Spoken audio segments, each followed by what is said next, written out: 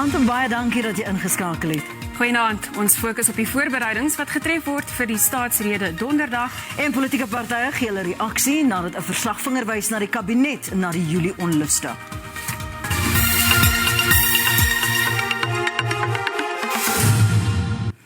Die parlementêre versittende beampte sê 'n doelbewuste politieke besluit is geneem om voort te gaan met die staatsrede in sy tradisionele vorm. Die spreker van die nasionale vergadering, Nosiviwe Mapisa-Nqakula, sê LPs het dit belangrik geag om die geleentheid in lewende lywe by te woon as 'n verenigde front. Sedert die begin van die COVID-19 pandemie het die parlement grootendeels sy pligte virtueel gedoen. Die spreker is gevra waarom die week se staatsrede nie ook virtueel kan plaasvind nie, siende dat dit die parlement 'n groot bedrag geld kan spaar.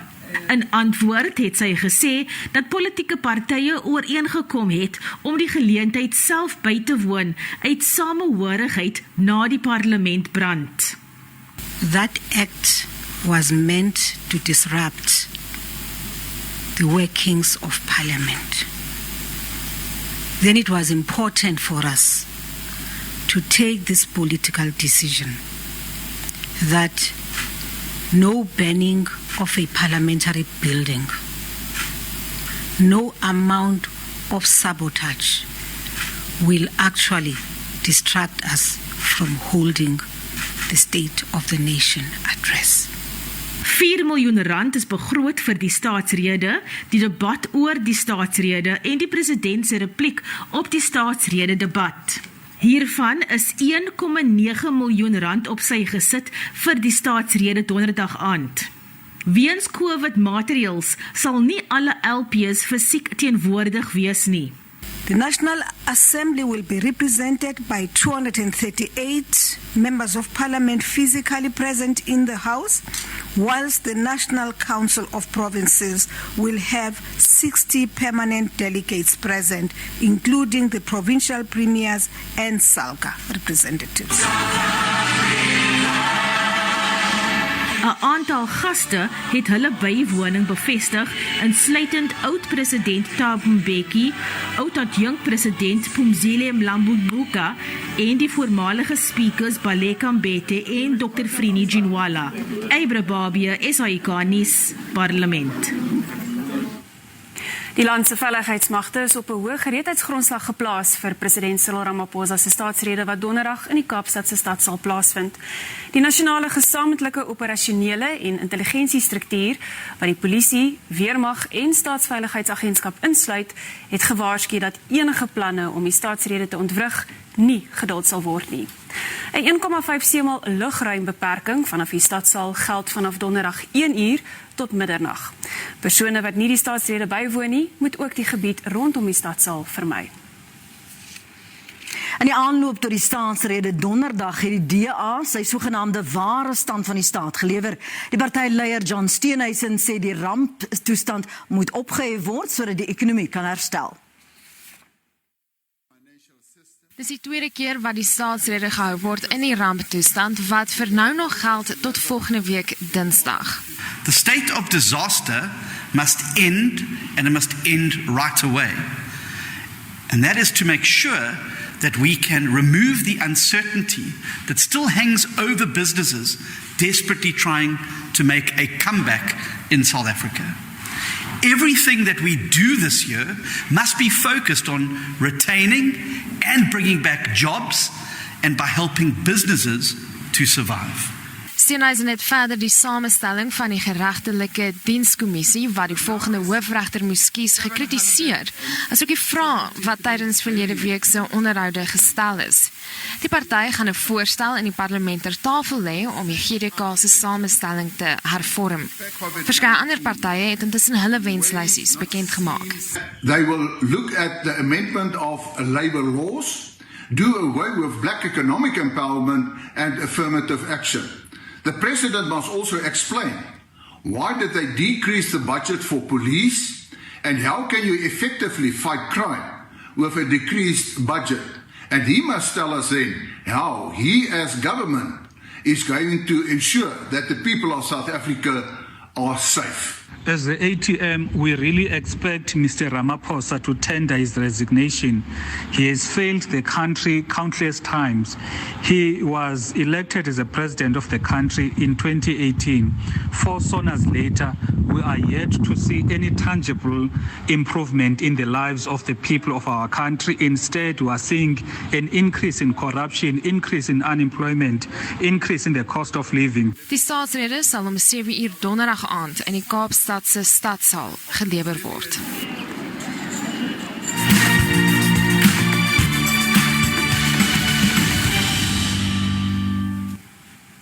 In Limpopo het die voormalige burgemeester en die munisipale bestuurder van die Thulamela plaaslike munisipaliteit in die Thohoyandou Landdroshof verskyn op aanklagte van korrupsie. Abashoni Chifango en Hlengani Maluleke is gister weens beweerde korrupsie in hegtenis geneem. Die Thulamela plaaslike munisipaliteit het R30 miljoen onregmatig belê, maar het daarin geslaag om dit te verhaal voordat die FBS bank in duie gestort het. Chifango en Maluleke is borgtog van R30.000 elk toegestaan. 10 kandidate sal onderhoude doen vir die gesogte pos as Suid-Afrikaanse volgende inspekteur-generaal vir intelligensie. Die termyn van die inspekteur-generaal Stetlo Mamore Dintwe verstryk aan die einde van Maart.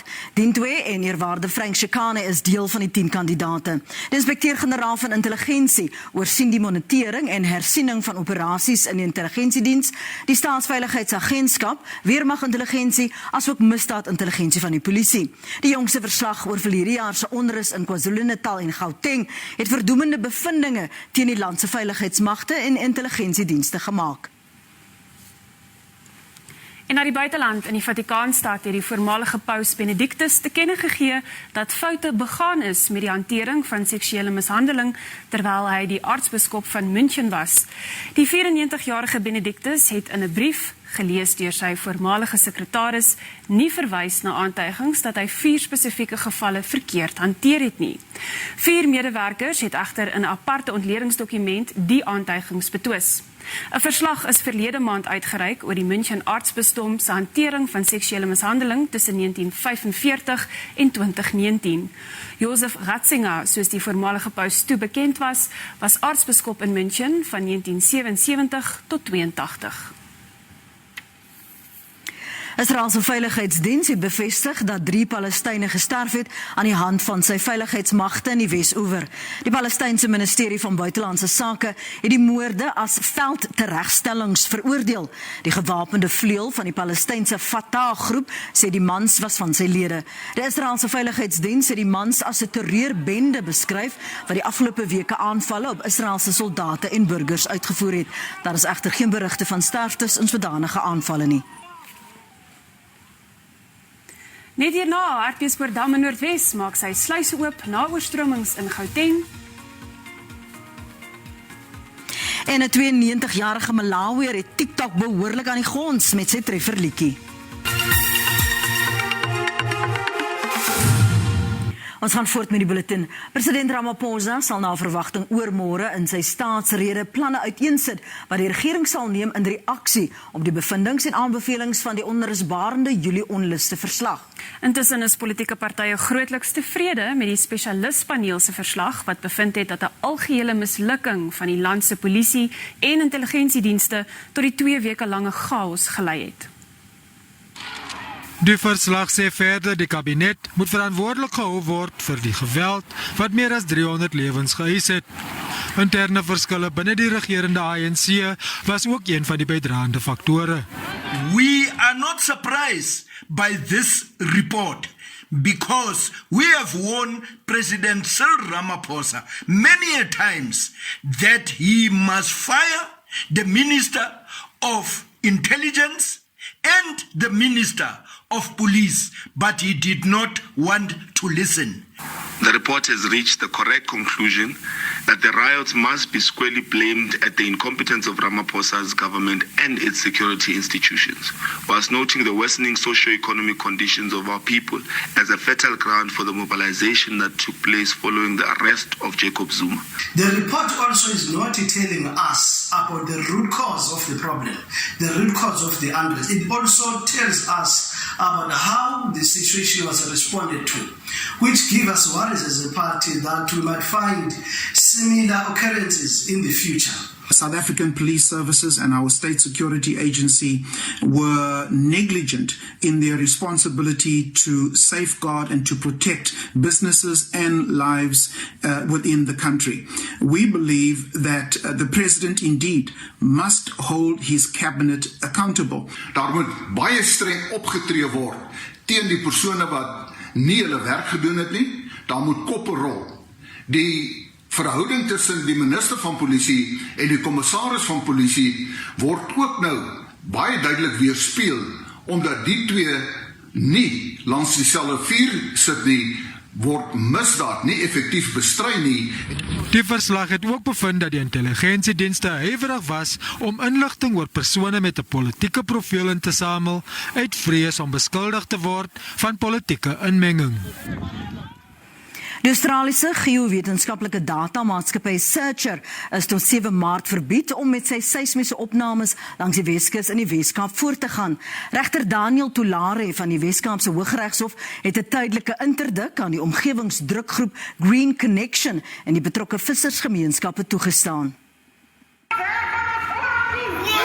Green Connection het die hofuitspraak verwelkom na verlede maand se dringende hofaansoek om die Australiese maatskappy se seismiese werksaamhede langs die Weskus te halt.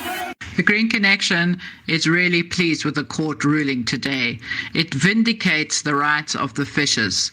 What has been happening is the seismic blasting has been continuing, and so the court found that all seismic blasting must stop until the 7th of March, when the merits of the case of the interdict can be argued. In die hofstukke sê Green Connection dat die departemente van minerale en energie, bosbou, vissery en omgewingsake, asook die petroleumagentskap, het nie die geaffekteerde gemeenskappe geraadpleeg nie. I don't want anything but disturb our fishermen to catch fish. Because why? We are growing up in Saldanha because why it's our fishing place. That is our fishing place because why I was grow up, my father that catch fish there and all my opa.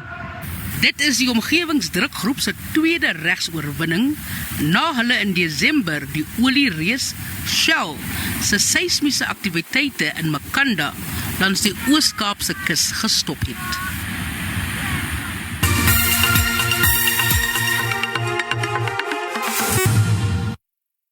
Die rand het teen die sluiting van die JSE om 5:00 vanmiddag verder veld verloor teen die vernaamste geldeenhede.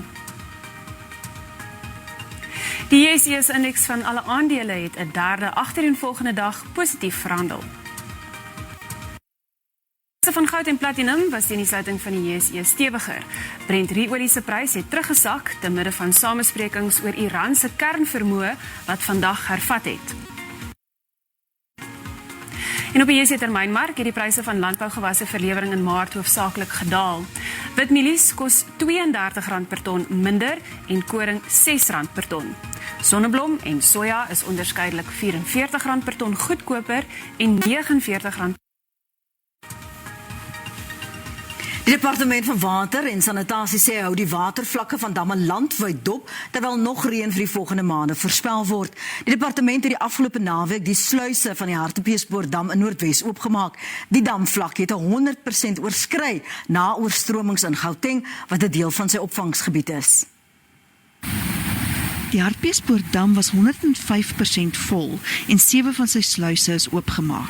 Volgens die departement het die voorkomende maatreëls die gewenste uitwerking gehad. We had about 7 gates open until Saturday. But over the Saturday, Sunday up to yesterday, then we saw a very big reduction in the dam level to the point where it dropped below 100. Up to around 97 or so, and we are hoping that we can actually go even further down to about 95. Die departement hou 'n oog op die toestand. We are keeping an eye particularly on the Vaal Orange River system because that is where we're seeing a lot of activity.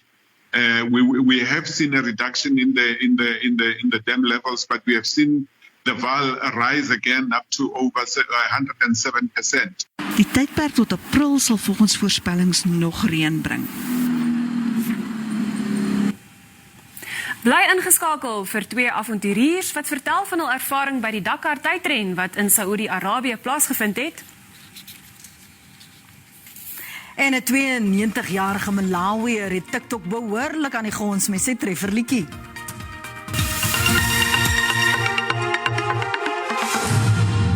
Goeienaand en welkom by die Weersentrum.